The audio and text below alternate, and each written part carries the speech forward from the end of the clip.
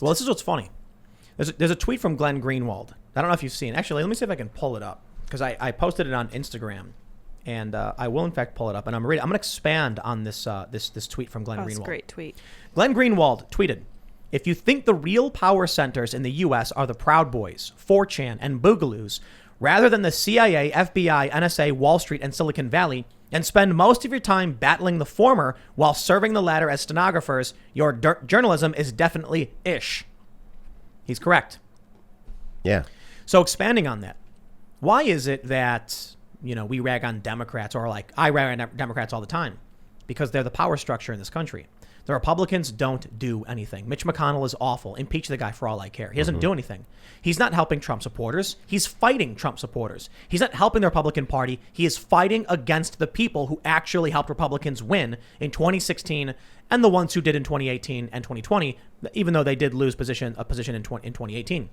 McConnell and Lindsey Graham actually hurt them. Right. Lindsey Graham is seen going on the Senate floor and like fist bumping Kamala Harris when he was supposed to be challenging her on a bunch of policy issues. The Republicans don't help Republican voters. Democrats are tribally supported for the most part. And I think it's fair to say Republicans and Democrats get tribal support. But the Democrats actually do things. They're proposing new bills, gun control. Look at all the new gun control that's on 2 new bills. Where's the Republicans putting up bills to rescind gun control? Right. They don't do it. They don't do anything. So when I've been looking at all this, I remember I was talking to my mom about this, and my mom was saying like, "You do talk about Democrats too much," and I was like, "Okay, what did the Republicans do this week?" I don't know. What did the Democrats do? Oh, the Democrats were doing X, Y, and Z. Yeah, the Republicans aren't doing anything. Right. What am I going to say? Mitch McConnell did nothing again. He's obstructing. Oh, that guy.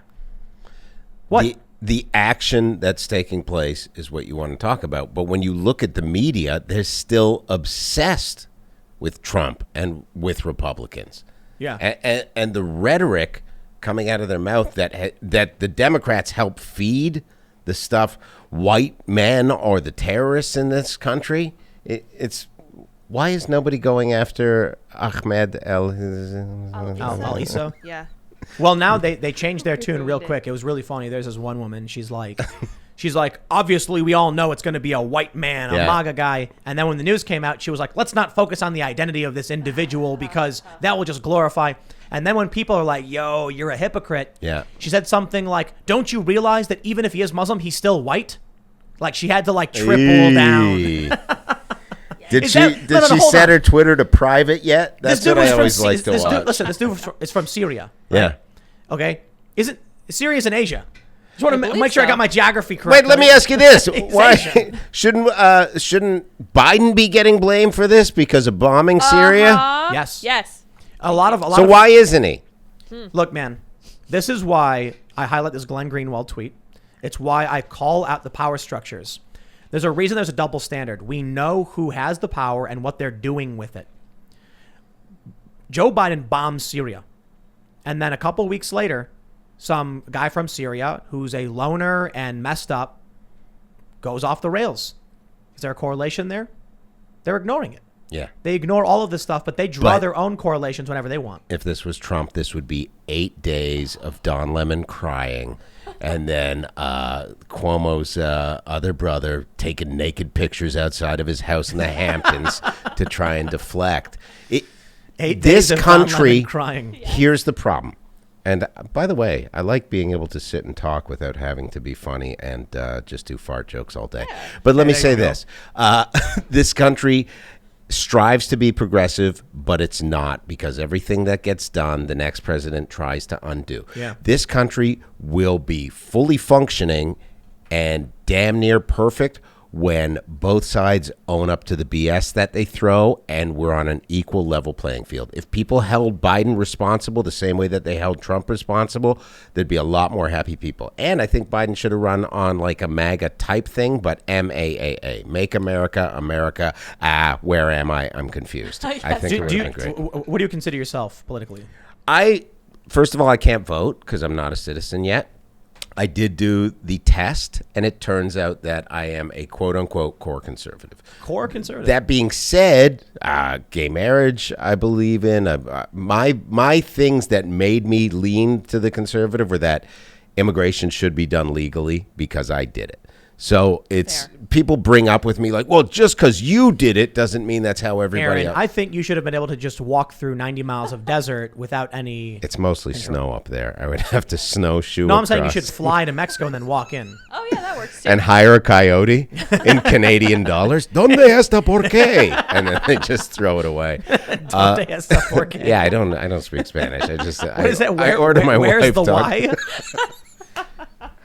Watch, I got more. Beautiful. ¿Por qué está no donde good?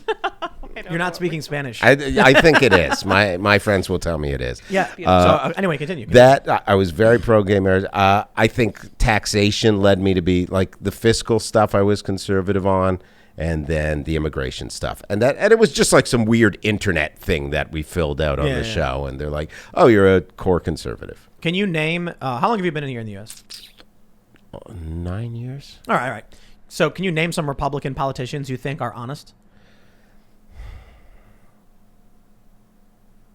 Should we play the Jeopardy theme? I can't really say honest. I could say people that I like and that I would like to see. You don't think Rand Paul is honest?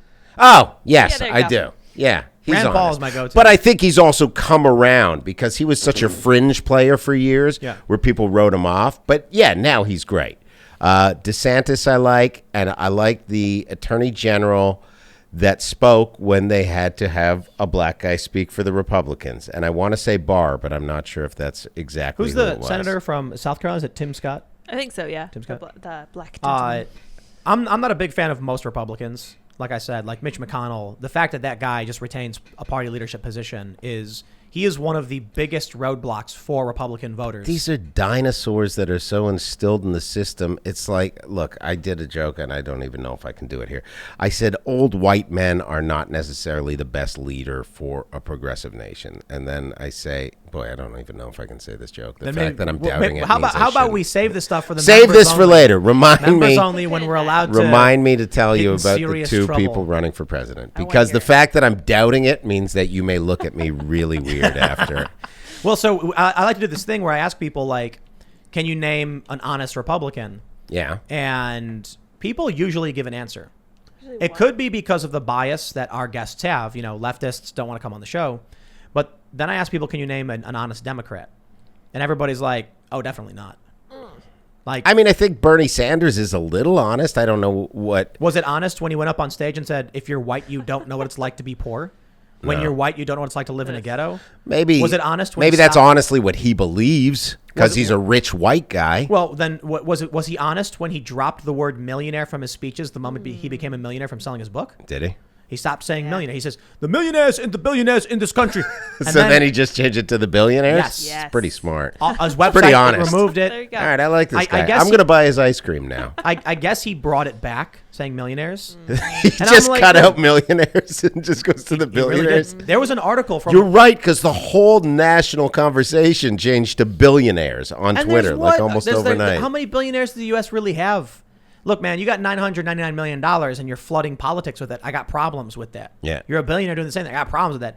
Elon Musk, what does he do? He's building a spaceship. All right, he's all right.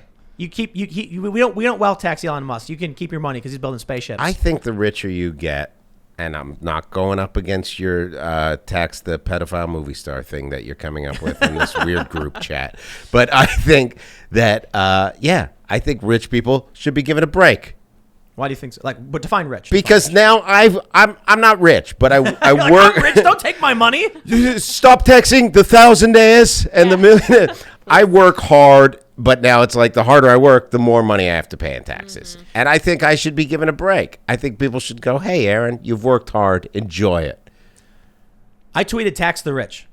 Then I tweeted tax Hollywood millionaires and billionaires 90%. Yeah. And that is basically like, I think conservatives will agree because they don't like the Hollywood. Nobody does, because they think Tom Hanks has an ankle bracelet on and he's like in a deep fake world.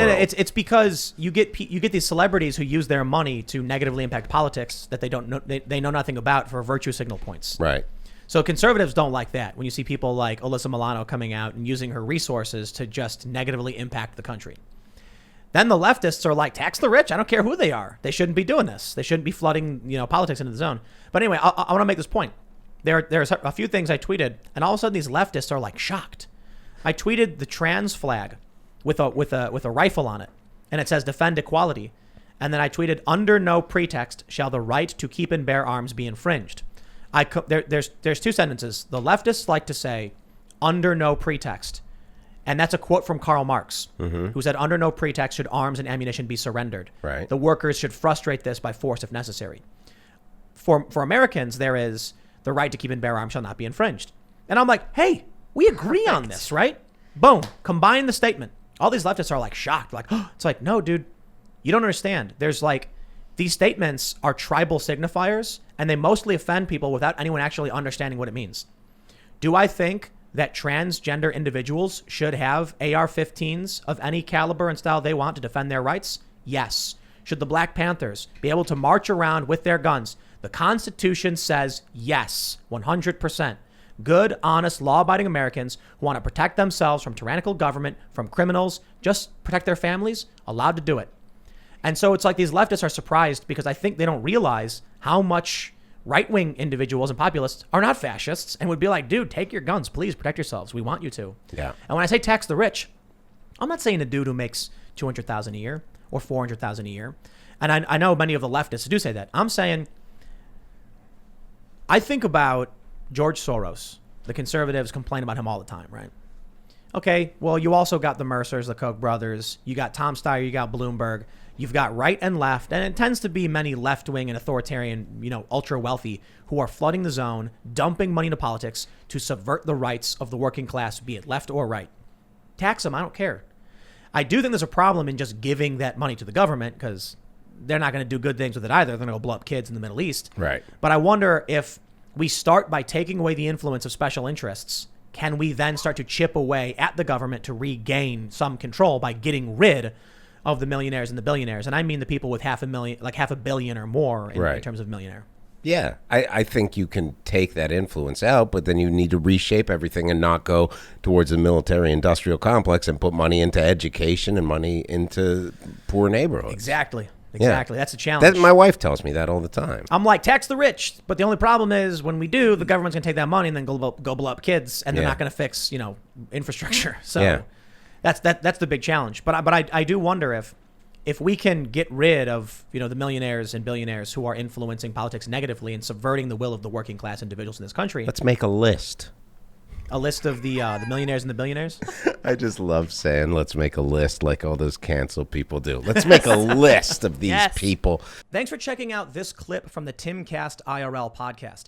If you want to see the full show, come back to this channel, youtube.com/TimcastIRL, Monday through Friday at 8 p.m., where you can leave comments and super chat, and we actually will read your comments on the show.